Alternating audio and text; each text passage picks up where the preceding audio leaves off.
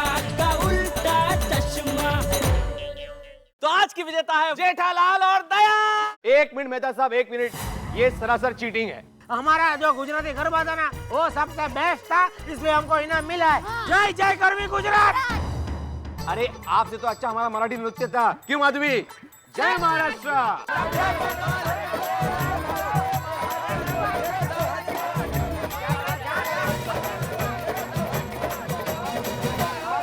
खामोश, चुप रहिए आप लोग। क्या कर रहे हैं आप लोग? ये शर्म आनी चाहिए आपको। मैं आपसे बात कर रहा हूं, आपसे।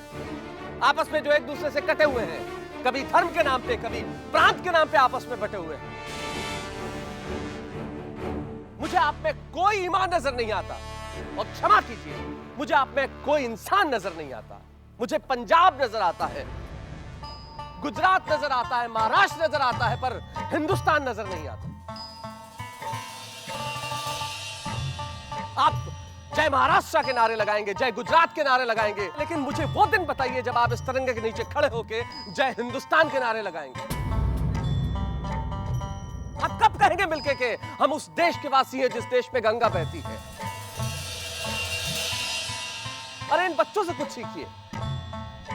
ये जो प्रांत के नाम पे आपस में लड़ते नहीं हैं, ये जो सच्चाई का नाता रखते हैं, ये जो हमें सिखाते हैं कि हमारी जातियां और धर्म अलग अलग नहीं है।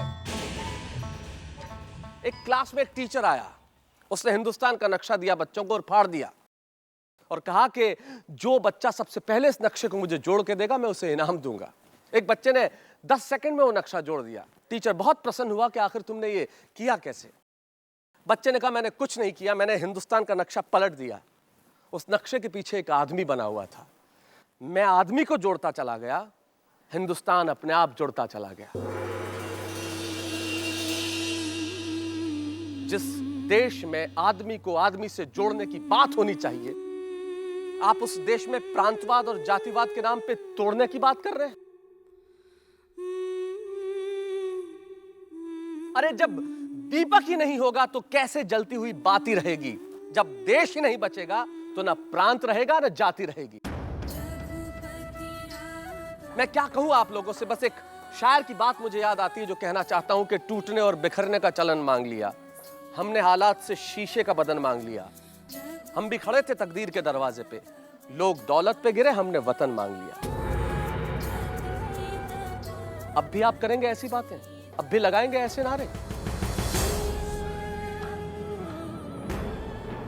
मेहता साहब, मुझे माफ कर दीजिए। दरअसल गलती मेरी है। मैं जिस भावना के साथ ये 26 जनवरी का फंक्शन मनाना चाहता था वो भावना मैं खुद ही भूल गया। Jethalal, I am sorry. नहीं भिड़े भाई, तुम नहीं, मैं भी सॉरी। मेहता साहब बराबर बोले, हम लोग अलग अलग गुजरात महाराष्ट्र तो अच्छा नहीं है। मेहता साहब माफ कर दीजिए। मुझसे माफी मत मांगिए जेठालाल, माफी आपस में एक दूसरे से मांगिए जिनका दिल आप लोगों ने तोड़ा है।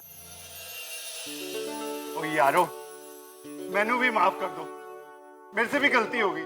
Jethalal, I am sorry. अरे नहीं भाई, हम सबसे गलती हो गई। हाँ।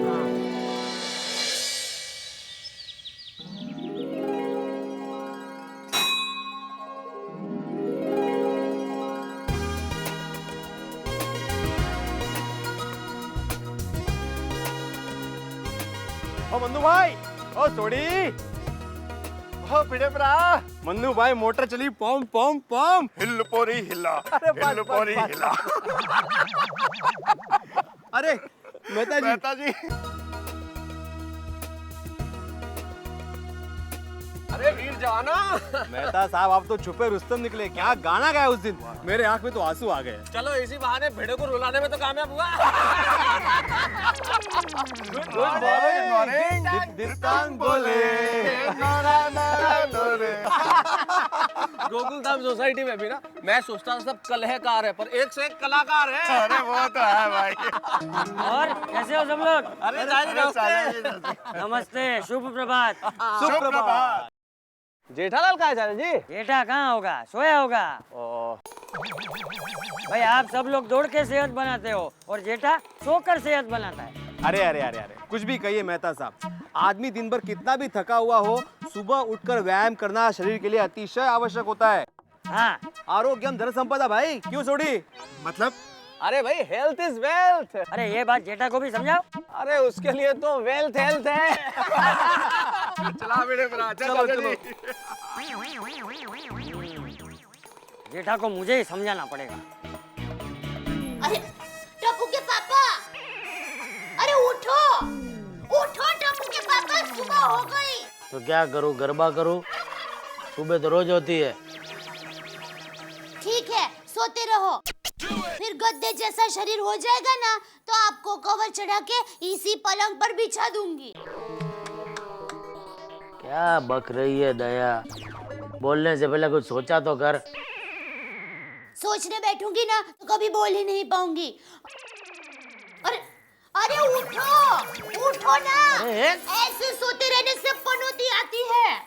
पनौती तो दया मैंने जब शादी की ना तब जितनी आनी थी एक साथ आ चुकी है, अब और क्या पनौती आएगी? नॉनसेंस। ये जेठा, हाँ बापूजी। ये सुबह सुबह बहू को क्यों डांट रहा है?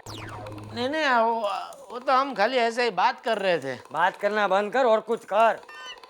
ये क्या पानी में भैंस पड़ी रहती है, ऐसा पलंग में पड़ा है?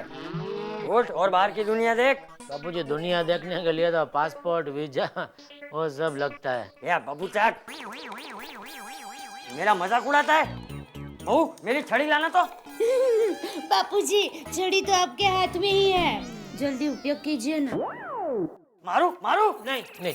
अब बापूजी मैं आपके लिए गाजर बीट का जूस लेकर आती हूँ। हाँ। और सुन बहू, ये जेठा के लिए भी लाना। नहीं बापूजी, मुझे जूस वूस नहीं पीना है। क्या बापूजी आज संडे है। तो संडे तो जलेबी फाफड़ा खाने का दिन होता है। ये जूस, अरे दया, अरे टप्पू का उसको भेज, वो लेके आएगा वो जलेबी फाफड़ा। वो क्रिकेट खेलने गया है।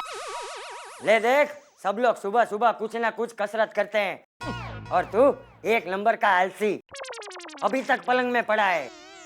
ये देख बरगद के पेड़ जैसा शरीर बना दिया है। अरे नारियल के पेड़ जैसा शरीर बना। तो बापूजी मैं पतला ही हूँ।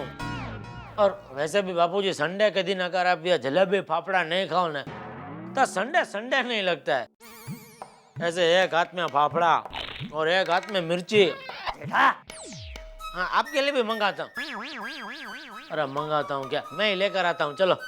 अरे हट, अरे तू कहीं नहीं जाएगा, ना मैं खाऊंगा ना तुझे खाने दूंगा। अरे कल पेपर में भी आया था, ठंड के 4 महीने जो कसरत करता है, जूस पीता है, उबली हुई सब्जियां खाता है, वो पूरा साल तंदुरुस्त रहता है। हाँ बापूजी, मेरी माँ भी यही कहती है और इसीलिए माँ ने इनके लिए मेथी के लड्डू भिजवाए हैं। वो मेथी के लड्डू नहीं, लोहे के लड्डू है। उसे तोप में डालकर दुश्मनों पर हमला कर सकते हैं। देखा बापूजी, हमेशा ऐसा ही करते रहते हैं। मेरी माँ ने कितने प्यार से लड्डू भेजे हैं और ये है कि बहू, मुझसे गलती हो गई, मैंने तेरी शादी एक गलत लड़के से करवा दी। बापूजी आप मेरे बापूजी है, ये इसके बापूजी है। मैं इसका बापूजी हूँ, क्योंकि ये मेरी बात सुनती है, तू कहाँ सुनता है? बापूजी मेरे जीवन में अभी बस ये एक जलेबी फाफड़ा का सुख रह गया है, उससे तो मत छीनिए। मैं तो हमेशा गाता रहता हूँ, संडे के संडे खाइए जलेबी और फाफड़े। आप भी खाइए बापूजी और मस्त रहिए। चुप कर, तुझे कीचड़ में तैरना है तो तैर, मुझे मत घसीट। हाँ? लीजिए। तू पी। ठीक है।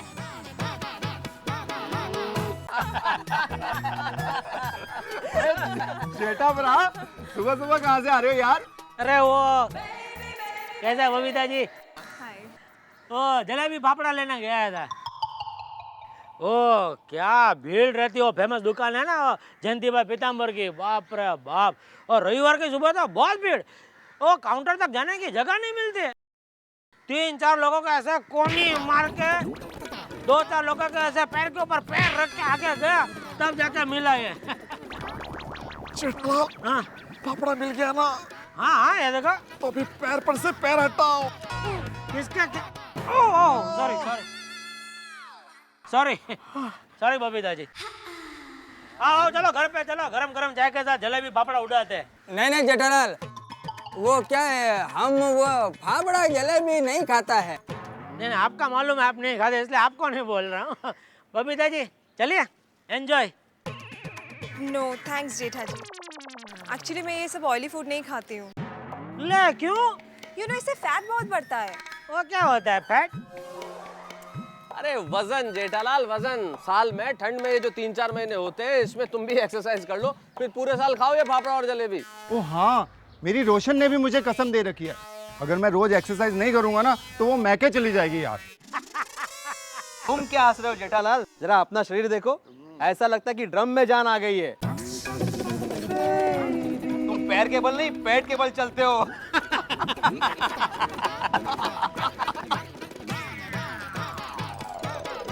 ये भिड़े, तुमसे किसी ने पूछा है जो तुम मेरे शरीर के बारे में टिप्पणी दे रहे हो? अरे भाई, ऐसा शरीर बनाने के लिए ना बहुत मेहनत करनी पड़ती है। दिन में 4-5 बार खाना पड़ता है, तब जाकर बनता है ऐसा शरीर। और फिर उसको ऐसा का ऐसा बनाए रखने के लिए ऐसा जलेबी फाफड़ा खाना पड़ता है, समझा? मैंने कुछ गलत कहा बबीता जी? नहीं जेठा जी, ये तो आपने गलत कहा। इनफैक्ट मैं तो ये सोचती हूँ कि आपको थोड़ा सा तो अपने आप को मेंटेन करना ही चाहिए। यू नो, आप वैसे तो बड़े क्यूट हो, पर थोड़ा सा वजन घटाओगे ना तो और ज्यादा हैंडसम लगोगे। क्या बोला आपने? एक बार और बोलिए, मैं ठीक से मैंने सुना नहीं।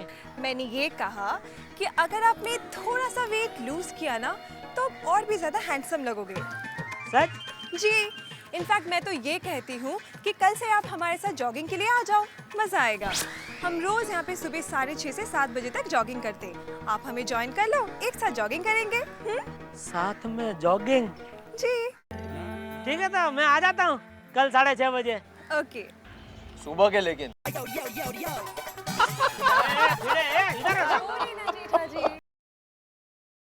जानबूझकर तूने ज्यादा शंकर डाली थी, मुझे मारना चाहती है तू। तुझे पता है ना? दादाजी, ये सास बहू के सीरियल में हमें झगड़े क्यों होते रहते हैं? क्योंकि पूरी दुनिया को झगड़ा देखना ही पसंद है। दूसरों की खुशी में खुश होना दुनिया को आता ही नहीं, इसीलिए ये सास बहू की सीरियल वाले पूरा दिन झगड़ा ही दिखाते रहते हैं। टप्पू बेटा, नहा लो, चलो, फिर देर हो जाएगी। चलो चलो चलो। आ गए? ले, तुझे कैसे पता चल गया? ले, आप दरवाजे में से अंदर आए, दिखे तो पता तो चलेगा ही ना। लाइए थैली, थाली में निकाल कर देती हूँ फाफड़ा जलेबी। मैं क्या कहता हूँ? पता है, गर्मा गर्म इलायची वाली चाय और घी में तैरती हुई 2-3 मिठाई भी साथ में लाती हूँ। नहीं, मैं ये कह रहा था कि वो जलेबी फाफड़ा मुझे नहीं खाने हैं। क्या? इसमें इतना चौंकने वाली क्या बात है बापूजी? नहीं, मुझे भी लगा कि ऐसे तेल वाले पदार्थ नहीं खाने चाहिए, उससे क्या है, सेहत को नुकसान होता है और फैट भी बढ़ता है। ये बाबूचक, इसे फेट नहीं पेट कहते हैं। माताजी, बापूजी, बापूजी, जल्दी जल्दी पुलिस को फोन कीजिए। हमारे घर में टप्पू के पापा का हम शक्ल घुस आया है। जल्दी बापूजी। ये डोबी, मैं तेरा जेठा ही हूँ। तो सबूत दीजिए। ये नॉनसेंस। बस बस, पता चल गया। बापूजी, ये तो टप्पू के पापा ही निकले। ये निकले वाली मैं पापा ही हूँ। लेकिन एक बात समझ में नहीं आई जेठा, जब हम दोनों तुझे मना कर रहे थे तब तू मान नहीं रहा था, गाना गा रहा था, तो अचानक ये जलेबी फाफड़ा न खाने का ज्ञान तुझ में कहाँ से आ गया? वो बापूजी, वो कहते हैं ना कि सुबह का भूला अगर शाम को वापस घर लौटता है तो उसको लौटा देकर वापस नहीं लौटा देते। हैं? क्या बोल रहे? छोड़िए ना बापूजी, अभी ज्ञान हो गया तो हो गया। नहीं नहीं नहीं, आपको बताना ही पड़ेगा कि यह ज्ञान आपको कब और कैसे प्राप्त हुआ।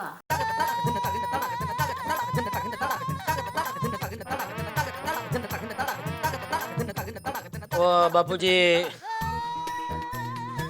मैं फाफड़ा लेने जा रहा था तो अचानक मेरे अंदर से एक आवाज उठी, ये गलत है। एक मिनट पापा, आई हैव वन क्वेश्चन। जब आप फाफड़ा लेने जा रहे थे तब आपको पता चला कि ये गलत है, तो फिर आपने फाफड़ा लिया क्यों? हाँ, अब बोल।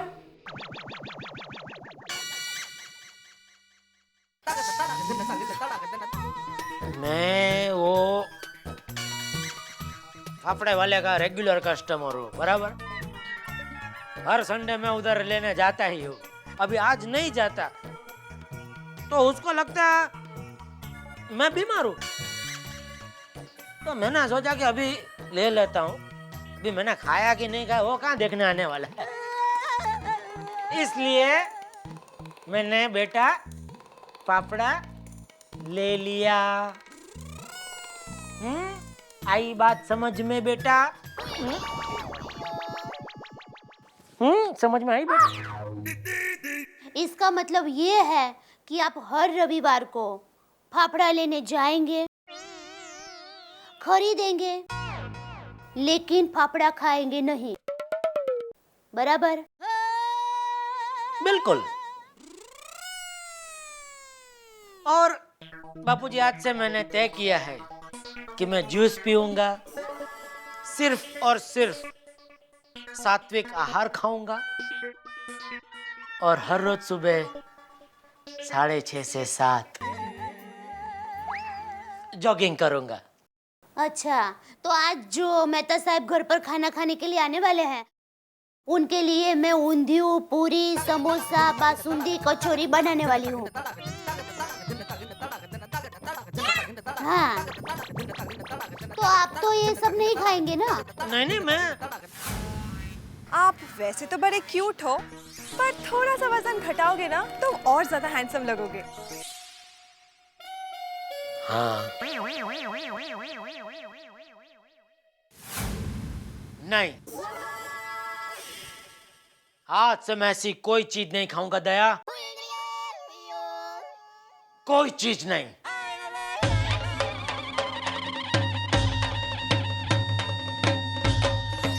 ठंड में दो ही चीजों का मजा आता है, खाने पीने का और एक्सरसाइज करने का। अब जेठालाल की जिंदगी में इन दो में से सिर्फ एक चीज है, खाना पीना। एक्सरसाइज से उसका क्या लेना देना? लेकिन बबीता जी ने कह दिया कि जेठालाल जी थोड़ी सी एक्सरसाइज कर लेंगे तो हैंडसम दिखेंगे। अब देखिए, आप तैयार हो गए जेठालाल एक्सरसाइज करने के लिए? अब मेरे सामने बड़ा संकट है। जेठालाल के घर खाना, दया भाभी के हाथ की बासुंदी, ऊंधिया, पूड़ी, न जाने क्या क्या, वो कह रहा है कि वो नहीं खाएगा। अब मुझे डर है मुझे भी खाने देगा या नहीं। अब ये सब तो तब पता चलेगा ना जब आप देखेंगे तारक मेहता का उल्टा चश्मा। अगर आपको सबसे पहले तारक मेहता का उल्टा चश्मा का अपडेट चाहिए, लाइक, शेयर एंड सब्सक्राइब करना मत भूलना।